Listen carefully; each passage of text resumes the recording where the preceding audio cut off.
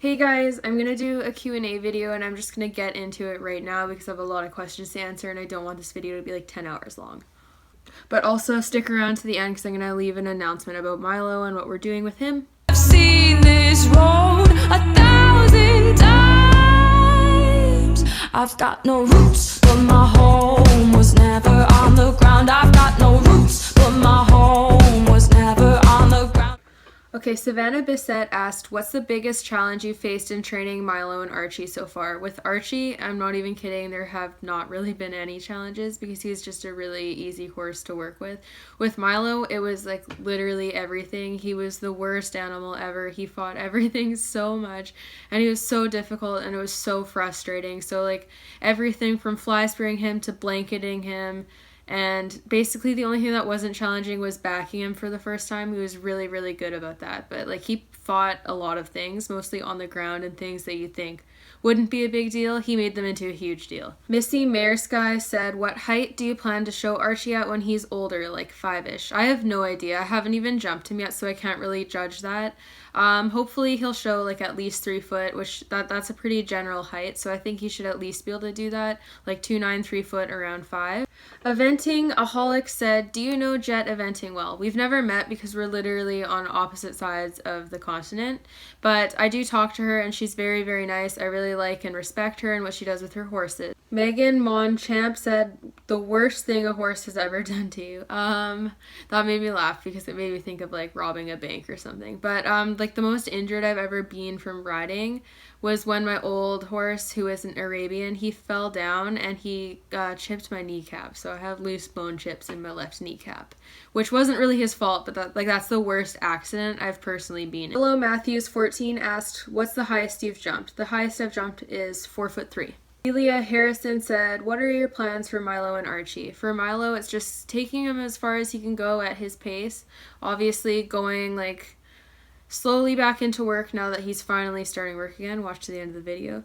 Archie, I don't know. He may be a sales project. I might sell him or lease him out. It totally depends on how he does and the individual person and like who approaches me and who wants to look at him, because obviously I want him to go to a good home if I do give him up. But I don't really know. For next year, I would like to show him in the Thoroughbred series, but I'd also consider half or full leasing him out to the right person for a junior rider to show him. Sitter Benitter said, what's your biggest riding accomplishment? I would say what I've done with Milo is my biggest riding accomplishment. That's what I'm really proud of, is seeing how far he's come and the horse he is now. And then she also asked, what's the hardest thing you've had to overcome with horses? Once again, it's probably working with Milo, or it's just the generalized the need for wealth in the horse world and how much money plays a role in what you can do. That's been really hard to overcome because things are just so expensive, especially for showing. Kendall Nicole Lewis said, biggest thing you love or hate about the horse world? The biggest thing I hate, again, would be the money and how much money can set you up for success compared to if you don't have money. Even if you're a really good rider, it can be really hard to get rides and get somewhere in the horse world. And the biggest thing I love is obviously just the animal. I love working with the horses. DePhilby asked, what's your favorite thing about each of your horses? That's hard to pick because they're both so awesome with a lot of great qualities, but Milo's very smart, so that's one of my favorite things about him. It's also one of my least favorite things about him at the same time because it's what gets me into problems with him because he's so smart. And with Archie, he's just really sweet and he's just a genuinely nice horse to be around. And he's just like a big lapdog. Like, he should be a golden retriever. Robin Lynch said, what got you into galloping and would you recommend it? I got into it through riding off the track thoroughbreds, and eventually I started wanting to gallop them on the track, and then I started asking around, and eventually I landed the job. I would only recommend it to people who are really, really confident and strong riders, because honestly, these horses can be complete idiots and it can be really, really scary. If you're not comfortable handling lots of antics, then I would not recommend it. But it just depends on what kind of rider you are. I think that everyone should know going into it that it's not for the faint of heart. I don't know how to say this name, but would you show Milo bridle-less again? And Archie when he has more experience? Absolutely, I'm going to show Milo bridle-less again, hopefully next season. And Archie I definitely would, but probably not next season because he still needs to learn how to have better breaks at the canter, and he's just going to be so green next year. So Archie I will have that goal with, but it'll probably be further off because I've done very little bridle-less work with him. Superfly the Appy asked, how many times have you fallen off or got bucked off? I do not even know. Like, I started riding when I was really young, so I don't remember how many times I've fallen off or gotten bucked off. And Milo alone, like, just while he was 3, he probably threw me like at least 6 or 7 times that year. I haven't fallen off much lately, but I've fallen off like a ton over the course of my riding career. Also asked, when do you want to start Archie over fences, and are you still looking for someone to lease him? He's going to be started over fences next year when he's 4, so like 2018. And I may lease him out for like a half lease, that's more likely, or a free lease depending on the person. It totally depends on who comes along and if people are interested and what my goals are and where I am financially next year. If I picked up another project, then I definitely would be wanting to lease him out. I don't know how to say this name either, but did you ever think that you would do so well with Milo and that he would be in a neck rope so young? No, because he was literally the devil when we were dealing with him. So no, I did not. I would have never guessed that he would be jumping off property in a neck rope. Like, that is beyond what I would have expected. That Bay Stang said, are you going to sell Archie? Maybe. I'm not sure. I don't want to say yes. I don't want to say no. From my entire plan from getting him was to have him as a sales project, but we might keep him now. It totally depends. I'm not gonna like commit to anything because I know already if I do sell him, people are gonna lose their minds and be like, oh my god, like I thought he was your lifetime horse, even though I've never said that. So I'm being very careful what I say. I'm not sure. If the right home comes along and they had a good offer, then yes, I probably would, but it just totally depends. Abby Coopy says, would you ever train/take in another horse? Yes, I absolutely would. It's just a money thing. Like, I would have like a million horses right now if I could afford it, but I can't. So I would, if I could get another project horse to retrain and sell right now, I would do it hands down. 3 Western Pony says, what is the highest that you think Milo will be able to jump when he is older? I have no idea really. Like, I think he should at least be able to show 3 foot, but I'm not really sure what his max will be because I haven't really jumped him high. So I haven't really gotten a good idea of where he'd max out. However, apparently I have said that he's a 1.40 meter prospect. So yeah, obviously that's true. Horse Lover 04 said, how many horses have you had? I have had, I think, 6. I've had an Arab named Farley, then I got an off-the-track thoroughbred mare named Maya, and then I had Dallas, my other off-the-track thoroughbred, and then I got Milo, and then I had another off-the-track thoroughbred as a sales project named Sydney, and then I had Rabbit as a sales project. Actually, I've had 7 then, and Archie. So 7. And most of them were sales projects. I think the only ones that I was planning to keep long term were Farley, Dallas, and Milo. Equine Draws says, how tall are Milo and Archie, and which one would you say is a smoother ride? They're both around 16.1. I measured Archie the other day. He's like a hair under 16.2, so it's still technically 16.1. And Archie is smoother to ride, but he's unbalanced, so he's more like a pogo stick when you're cantering, but his trot's definitely smoother. Milo has a lot of action and animation, so he's a lot harder to sit, but he's a nicer ride in terms of training and knowing what he's doing. Mad Equitating says, do you plan on having an equine related career? If not, what career path are you thinking about going towards? By the way, I love your videos. Thank you. I would like to work in the horse world. It just totally depends if I can make a living. That is my end game. That's my first goal. However, if that doesn't work out, I'm going to school and I'm planning to major in English. And I'm also taking journalism classes. So I could go the journalism route, or I could go being like a book agent or book publishing or something. So those are kind of my goals right now. I don't really know. Crystal and Tilly asked me 2 questions. What's one discipline you've always wanted to try? I would really like to get into reining. I've already technically tried it, but it's a lot of fun. Or if not, I'd like to go like fox hunting and go jumping in like England and stuff. I think that would be fun. And for the record, it's not actually hunting foxes. It's fake. But anyways, we're not going to get into that. Would you ever get a kill pen/auction horse? Yes, absolutely, I would. I'm not close to any kill pens, so it'd be very expensive. So it just totally depends on how much money and where I'm at. Dream Lover says, how were you introduced to horses? My mom rode, and she had a bunch of Breyer horses that I started playing with at a very young age, and that's what I think got me into horses at such a young age. The Carolina Cowgirl says, what do you think you would be doing if Milo and Archie weren't in your life, or just horses in general? Probably a whole lot of nothing. I'd be so bored. I don't do anything else. Dushka says, one thing you wish you had been told before you got into horses. I wish I had been warned about how nasty and cruel people are for no reason in the horse world. That is the one thing I'll warn every parent about now.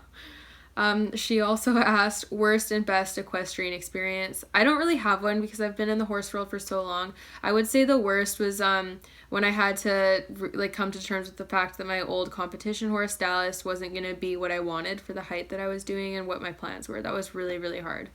But best is like probably getting Milo, something really cheesy like that. Where Rach said, how did you come up with Milo's name and show name? For his name, I had like a list of names that I wanted to name a horse, and then we kind of just went through them and gradually weeded them down and eventually decided on Milo. And then for the show name, I wanted something that sounded like his name, so I kept being like Milestone, Milestone, Milestone, and my mom's like, what about Milestone 4, because he's your 4th horse? And that's how we came up with this show name. Verba says, what is your favorite thing about training / reselling project horses? My favorite thing is not the reselling part. That part sucks, but I really do like seeing them doing really well in their new homes and being loved on and just going out and succeeding with their new people. That's one of my favorite things, is seeing how far they come and then seeing what they can do. It's really exciting and I love it. It says, on a scale of 1 to 10, how much do you hate internet trainers / couch trainers?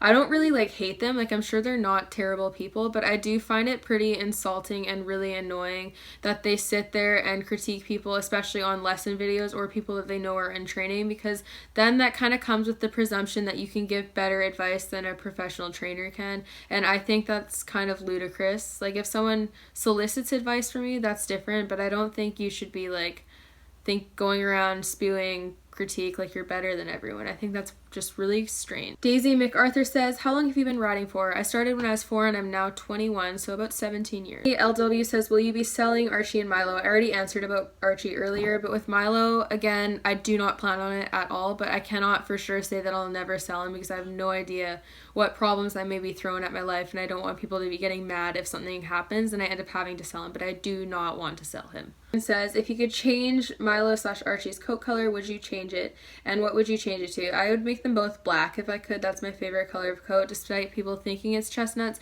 No, it's not. I just somehow got a ton of chestnuts thrown my way. I don't know what happened. Taylor Kopfer says, best advice for working with green horses. My best advice is be patient. Be patient. That's the best thing I can say. Sarah X says, which horse between Milo and Archie is easier to ride and why? Archie, because he's more forgiving. Milo is a jerk and he will mess with you. So he can't really be trusted a lot of the time. There's some days where I feel like he's okay for like beginning riders, but like he's not as patient and nice as Archie. He doesn't tolerate BS. Another name that I can't say. What are you currently studying in college / what are your career aspirations? Currently, I'm in journalism and English and psych, lots of different stuff. I'm going to take some marketing courses too because I'll need that for my company and whatnot. But if I go the college route, I want to be a journalist or something to do with English. So I'd major in English. I'd want to be like a book publisher or a literary agent or something like that. But also I'm fascinated by psychology, so if I got my act together and decided I wanted to go to school and get my doctorate and be in school forever, then I would be a psychologist, but I don't think I want to go to school that long.